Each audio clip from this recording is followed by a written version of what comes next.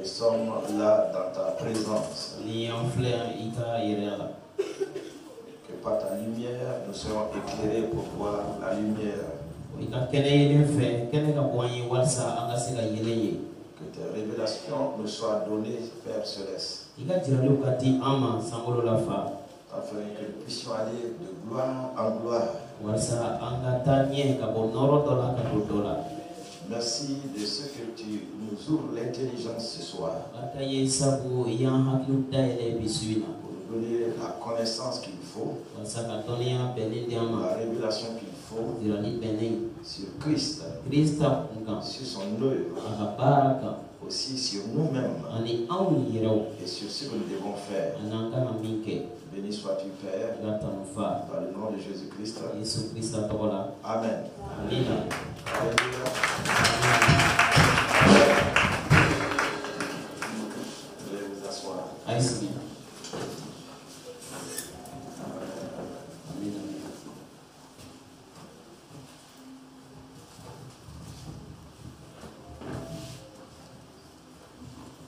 Donc nous disons merci au Seigneur ce soir. Et pour cette période qu'il nous donne de nous asseoir devant sa face et recevoir les instructions qui viennent de lui.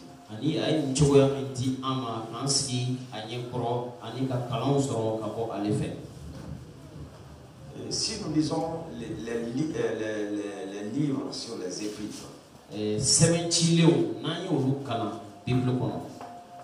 les épîtres, c'est la préparation de l'Église. C'est la préparation des saints pour le futur glorieux qui se trouve devant eux.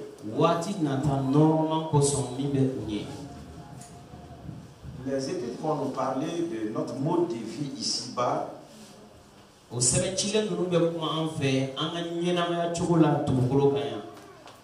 Comment mener cette vie pour que nous soyons au rendez-vous divin.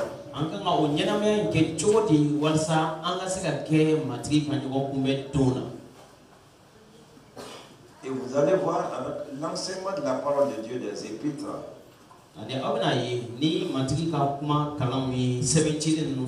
Les églises étaient épanouies. Et les églises étaient prospères. Et les églises, donc, il y avait très peu de malades. Vous savez, dans les épîtres, on ne parlera pas des séances de délivrance dans les églises.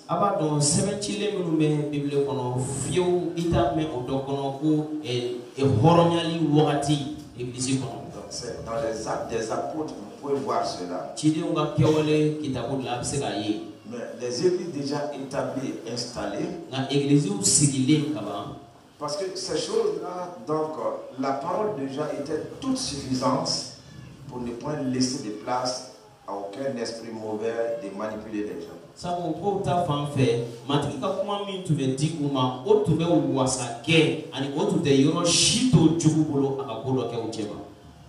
Parce que la parole de Dieu, la Bible déclare que sa parole est comme un marteau qui brise le roc.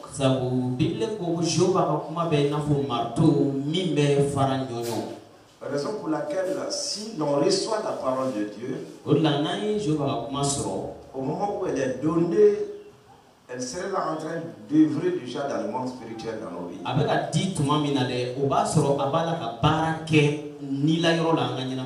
Souvent, beaucoup de gens s'attendent au temps de la prière pour dire que Dieu va agir en ce moment-là.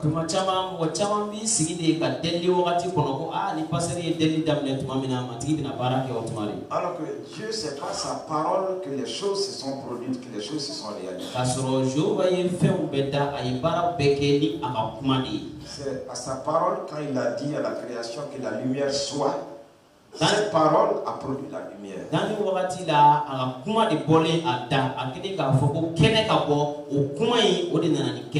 Donc, l'on va s'attendre au moment où la parole de Dieu est donnée, que la puissance créatrice de Dieu soit manifestée dans nos vies.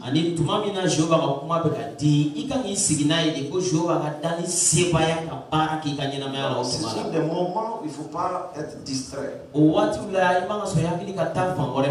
que la parole est comme une sémence. Quand elle est sémée, comme on sème une sémence, nous sommes en période hivernale. Donc, ça va germer. Mais s'il n'y a pas de sémence, tu as beau arroser, donc rien ne va se produire. Sinon que des herbes, certainement. Vous voyez? Donc la prière, si on doit la faire, elle se fera sur la parole de Dieu. Déjà, cette parole-là, elle est puissante, elle est agissante. Il a dit que la parole de Dieu, selon donc Hébreux 4:12, la parole de Dieu, elle est comment? Elle est vivante. Elle est efficace. Elle est vivante. Elle est efficace. Elle est vivante. Elle est efficace. Donc quand cette parole est donnée, il y a la vie là-dedans. Il y a la puissance là-dedans. Vous voyez? Vous-même, vous prenez souvent des plantes à côté là. Ces feuilles-là sont bonnes pour ça. Ces feuilles-là sont bonnes pour ça. C'est bien pour ça. Mais vous ne voyez pas l'élément vital dans la feuille.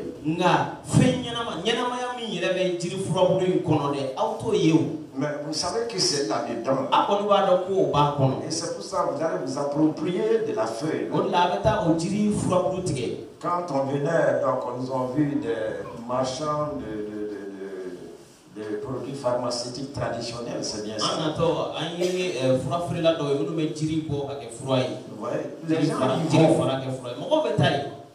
Les intellectuels, comme les non-intellectuels, ils savent que dans la feuille là, il y a quelque chose là-dedans. Si tu prends, donc ça va te faire du bien. La parole de Dieu, c'est comme ça. Hein? Si elle est donnée, c'est pour faire du bien. C'est pour ça qu'il faut écouter là. Il faut saisir là. Il faut l'accepter là. Vous voyez? Et là, tu vas voir ce que ça va produire dans ta vie. Alléluia. Donc, nous avons dit, c'est un temps, donc, pas seulement ici à Dialakorambourou, c'est pour toutes nos églises. Ici, dans la capitale, et ensuite, on va descendre à l'intérieur du pays.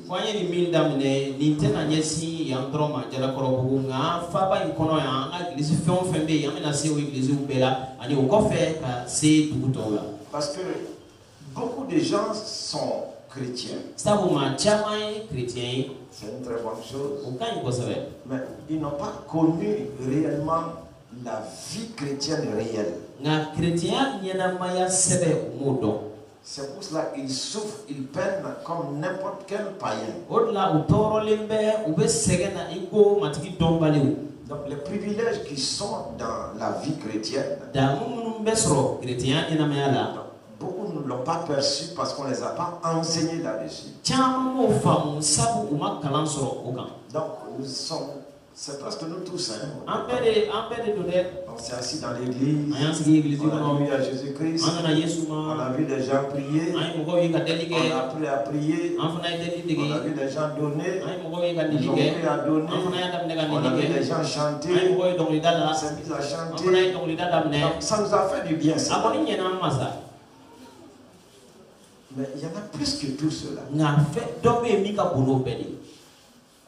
Nous avons vu les signes, les produits, les miracles se produisent. Mais il y en a plus que tout cela. Parce que nous visons le ciel. Un jour, dans 100 ans, je suis sûr, presque aucun d'entre nous ne sera ici sur la terre. Sans que me inango, ndale bala ko enfin fait a enchit na soroya dola. Ouais. Amaye. Peut-être les bébés s'ils ont 101 ans, 105 ans. Adora faut dire ni munu banchema adora olube sans que me inango bise ga soro olube sans que me ni kele wala sans. 100 ans là. Note sans que me inango. Toi tu seras là. Obni soroya. Où est-ce que tu vas être? C'est ce qu'il faut préparer. Dans 100 ans, je suis sûr que je ne serai pas là pour prêcher. Il n'y a aucun autre endroit de la terre. Peut-être si c'est là trop que Jésus n'est pas venu. Peut-être certains de mes messages, des cassettes ou ceci, cela, des gens vont écouter. Il y avait quelqu'un qu'on appelait Djenyo Mari Koulibaly. Adola, nga cassette walma ni wajuli muke kateme ngodo bena soro ka olu lame ani una fo ko chedo tume atoko tu yego Djenyo Mari Koulibaly. Mais où est-ce que je vais être? C'est ce qu'il faut savoir. Et c'est pour cela qu'il faut vivre ta vie chrétienne. Tu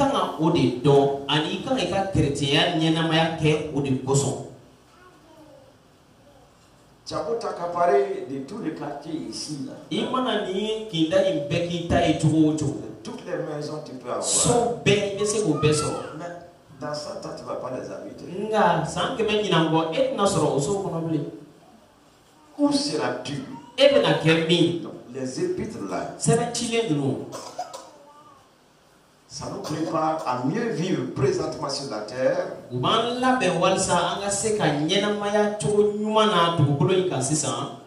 Et aussi à gagner le ciel. Les deux vont ensemble. Parce que nous avons une destinée terrestre et une destinée céleste.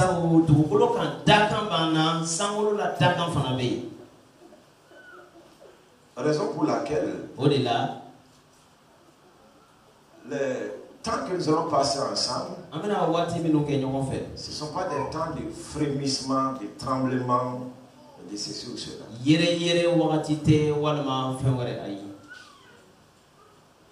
Nous allons laisser la parole de Dieu faire son œuvre dans nos vies. Et vous allez voir que ça va produire beaucoup plus que ce que nous faisons auparavant.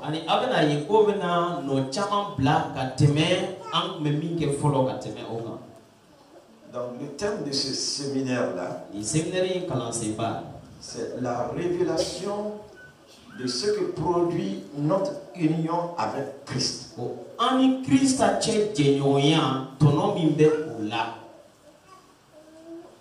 Donc, tu as dit oui à Jésus. Donc, tu t'es uni à Jésus. Qu'est-ce que cela produit dans ta vie? Qu'est-ce que cela produit dans ta vie? Dans ta vie présente. Mais si tu ne connais pas cela, il vaut mieux chercher autre chose. Aussi, est-ce qu'il y a de l'avenir d'être uni en Christ? Qu'est-ce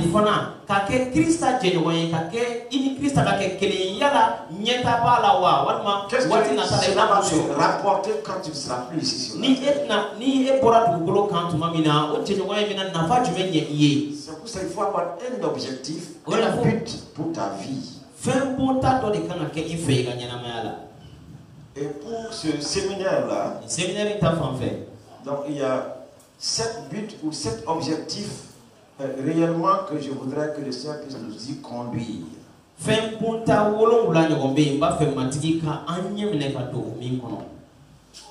Et ce sont les mêmes choses qui vont être données dans les autres églises. But et objectif de ce séminaire.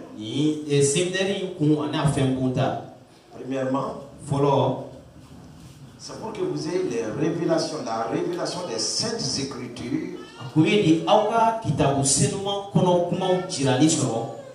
la révélation sur la personne de Christ et sur son œuvre. achevé.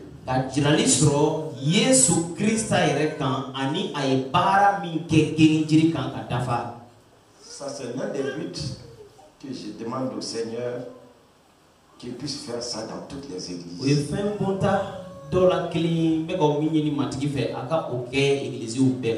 Cela va nous conduire donc au deuxième but, objectif.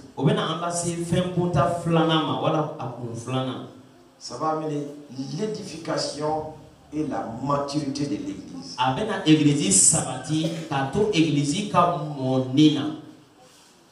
L'édification et la maturité de l'église. Si on dit l'édification et la maturité de l'église, il s'agit de toi, ton édification et ta maturité.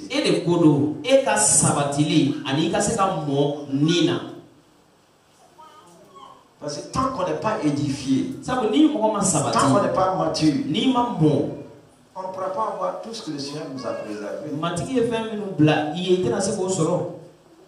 On ne pourra pas faire aussi les travaux que nous devons faire sur cette terre.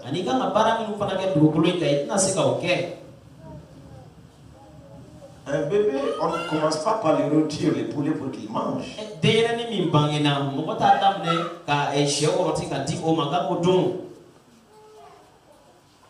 Pourtant, il est appelé à manger cela. Mais pour qu'il parvienne à cela, il faut à l'enfant une certaine maturité.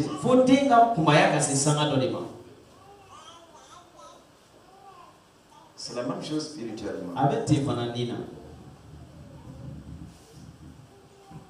Ensuite, la troisième des choses, la révélation de qui nous sommes en Christ. De ce que tu es en Christ. Qui es-tu en Christ? Tu t'es jamais posé cette question? Qui es-tu en Christ? Il te faut connaître cela.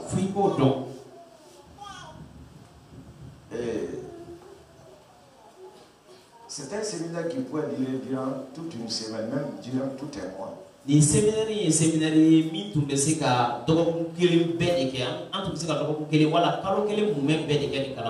va condenser pour donner l'essentiel.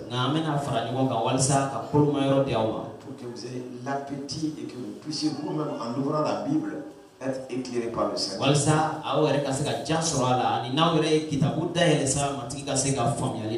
Donc si vous avez la révélation de qui vous êtes en Christ, donc vous avez besoin de connaître les privilèges et avantages d'être chrétien.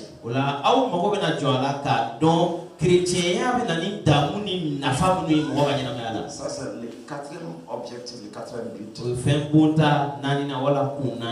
Privilèges et avantages d'être chrétien. Si je te posais la question, depuis que tu es devenu chrétien, bon, j'utilise le mot chrétien. Sinon, vous allez voir, quand on va avancer là, on va abandonner ce nom. C'est pour notre compréhension. Quels sont les privilèges que j'ai eus depuis que j'ai dit oui à Jésus?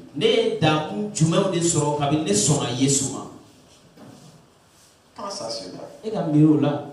Quels ont été les avantages pour toi quand tu t'es donné à Jésus?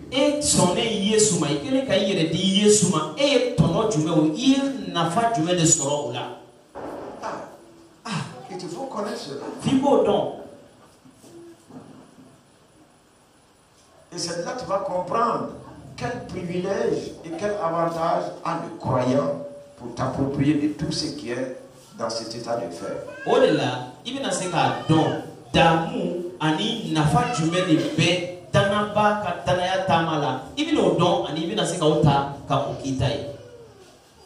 Le cinquième objectif ou cinquième but,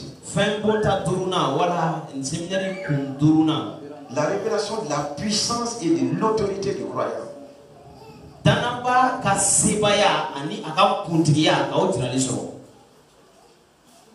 On considère toujours le chrétien comme quelqu'un de faible, quelqu'un de médiocre, quelqu'un de ceci ou cela.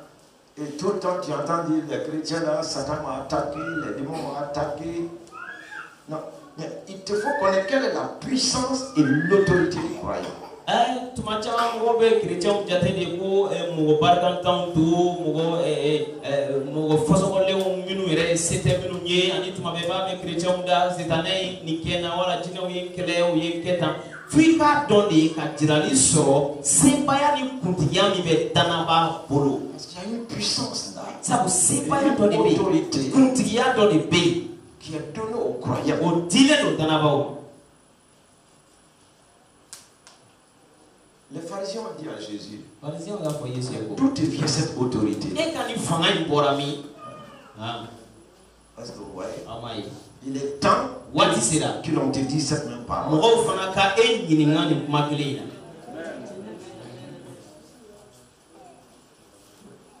D'où te vient cette autorité? Et quand il fait un borami, d'où te vient cette puissance? D'où te vient cette force?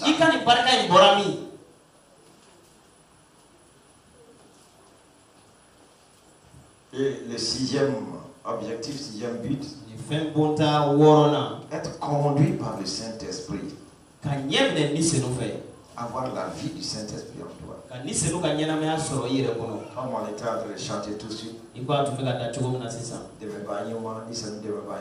Bon consolateur, Saint-Esprit. Donc, le Saint-Esprit, notre conducteur. Être conduit par le Saint-Esprit. Quelle est la différence entre le chrétien conduit par le Saint-Esprit et le chrétien non conduit par le Saint-Esprit?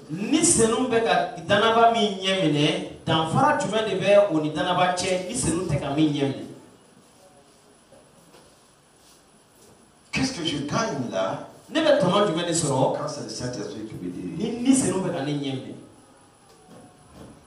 Et la septième chose, c'est maintenant la passion des âmes.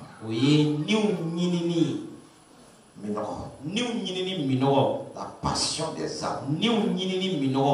Se mettre au travail. Donc là, c'est le ministère. Ouais, le ministère vient après. La passion des âmes vient après. Les 6 autres préliminairement, si ces choses-là ne sont pas comprises et vécues, tu ne pourras pas travailler convenablement pour le Seigneur.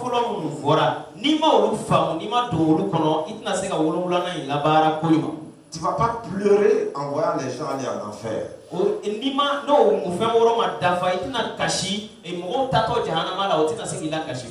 Quand on est passionné pour quelque chose, on pleure. On s'engage totalement pour la chose. On est prêt à payer tous les prix pour avoir la chose. Qu'elle est passionnée là. Donc la passion des âmes.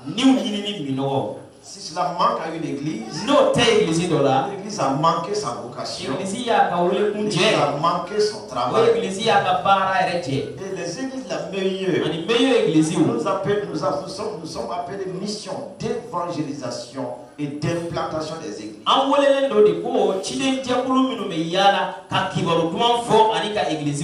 Il faut que la démarcation soit faite de toutes les autres dénominations. Oui, toutes les églises évangélisent. Ils témoignent là. Mais nous, c'est un appel spécifique.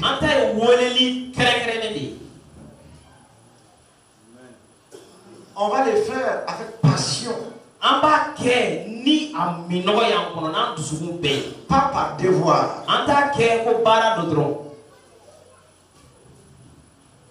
Il y a du travail avant cela.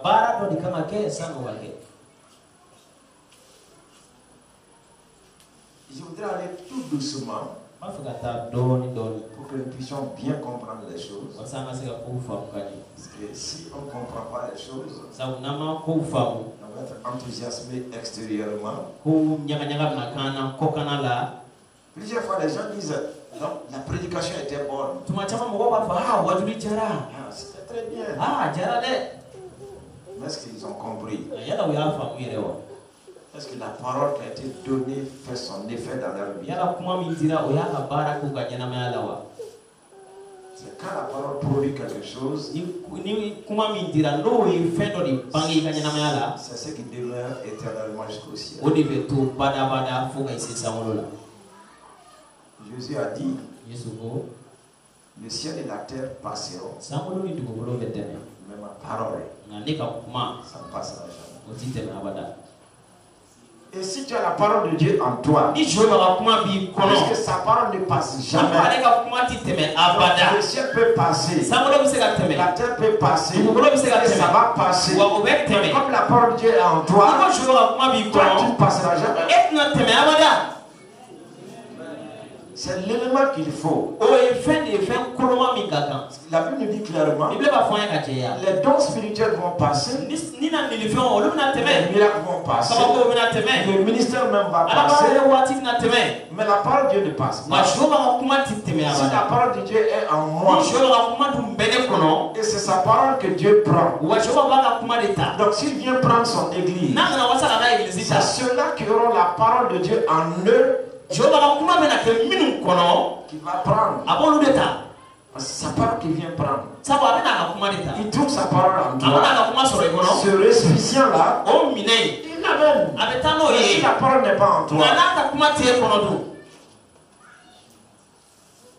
la raison pour laquelle ces temps-ci là,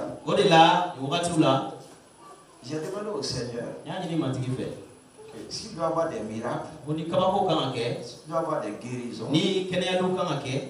que cela soit fait au temps où je prêche, où je donne la parole.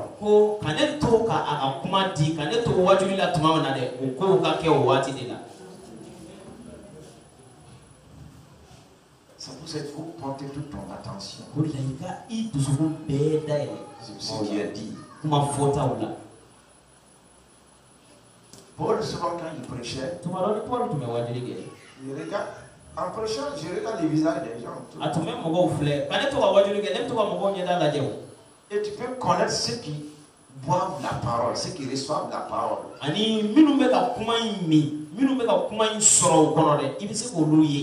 Seulement, vous n'avez pas mis sur eux de lumière qui puisse voir la face, le visage de ceux qui sont derrière là-bas.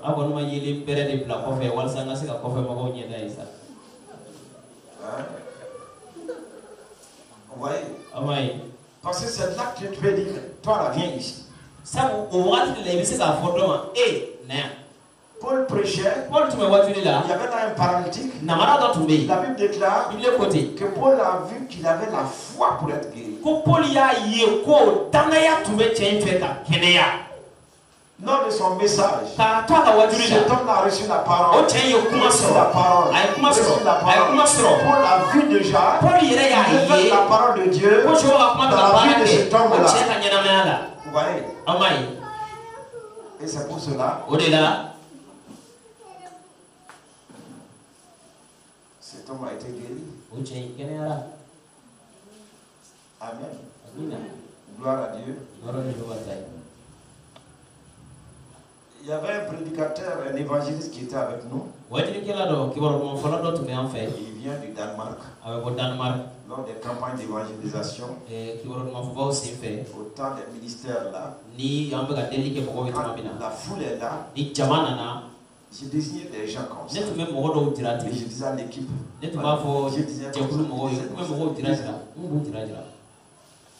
au retour, quand on partait à la maison, nous sommes dans le même véhicule. L'homme là, il me dit, comment est-ce que tu arrives à connaître ces personnes, à diagnostiquer ces personnes-là?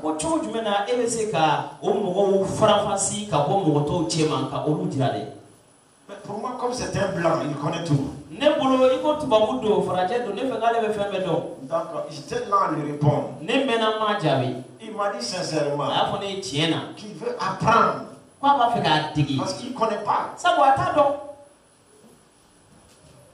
Pourtant, c'est un grand évangile. Donc, comprenez ceci.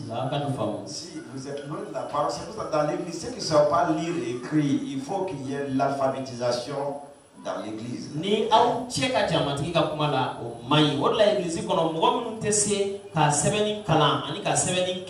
au kau jija ka ulabe au aussi église locale là. Comment église locale là? L'alphabétisation. Alphabétisation. Bali kala ka que les gens puissent apprendre à lire. Moko ka se ka kala digi. Quand le pasteur n'est pas là, personne n'est là. Imagité. Donc vous ouvrez les Écritures, lire. Aweka kitabu daila aka kala wire. Nous allons encourager cela dans toutes nos églises. Donc la révélation de ce que produit notre union avec Christ. Donc je vais vous parler de l'importance d'avoir la révélation. Et si vous êtes prêts vraiment à être éclairés, à avoir la révélation divine, dites au Seigneur là, durant ces 2 jours-là, vraiment que vous puissiez croître dans la révélation. Ani naula benendo walsa ka matiki ka nina jiralu so au ka fo matiki ko chiena au ba fe ka tanye ale ka jirale kono.